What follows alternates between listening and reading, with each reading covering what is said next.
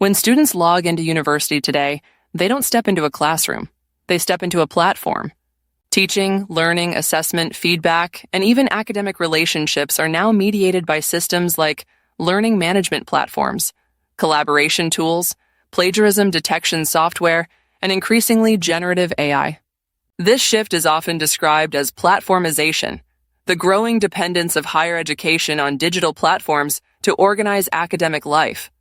At first glance, platforms such as Microsoft Teams, Canvas, and Moodle seem entirely positive. They promise efficiency, access, flexibility, and scale. But critical scholars have long warned us that technologies are never neutral. They shape how we think, what we value, and what we come to see as normal in education. Neil Postman famously argued that every technology is a bargain. It gives us something, but it also takes something away. Applied to higher education, platformization doesn't just support learning. It quietly reshapes what learning is understood to be. One of the central critiques of platforms is that they privilege what can be made visible and measurable. Learning becomes something that can be tracked, logged, and quantified. Attendance records, engagement metrics, completion rates, similarity scores. Over time, what is easy to measure starts to stand in for what matters educationally. This has consequences for learning. Complex intellectual work, uncertainty, struggle, slow thinking, experimentation often becomes less visible and therefore less valued. Students learn not just content, but how to perform engagement in ways that platforms recognize.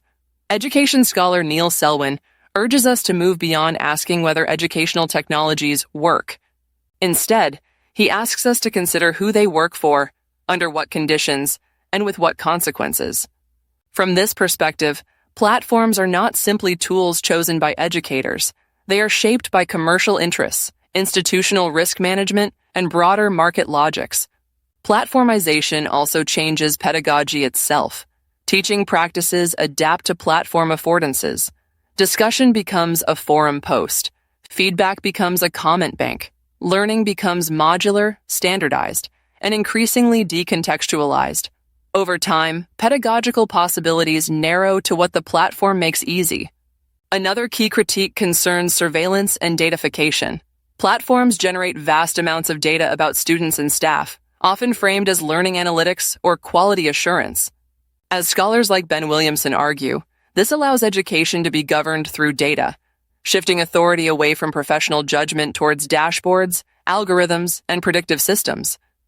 For students, this can create a sense of constant visibility, where learning feels monitored rather than supported. For teachers, it can erode autonomy, as teaching decisions become aligned with metrics rather than pedagogical values. Platformization also reshapes academic labor. Platforms promise efficiency, but often redistribute work rather than reduce it.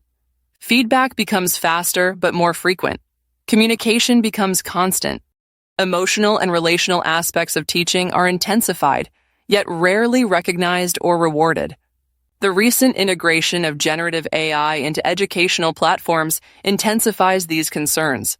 Automated feedback, AI writing support, and algorithmic assessment tools raise important questions about authorship, learning, and responsibility. The risk is not that AI replaces teachers or students, but that it subtly redefines what counts as good writing, good feedback, and good learning. Returning to Postman's warning, the greatest danger of dominant technologies is not that they fail, but that they succeed so completely that alternative ways of thinking become harder to imagine. When platforms become the default environment of higher education, their values, efficiency, scalability, optimization, risk becoming educational values. This is not an argument against platforms, nor against technology in higher education.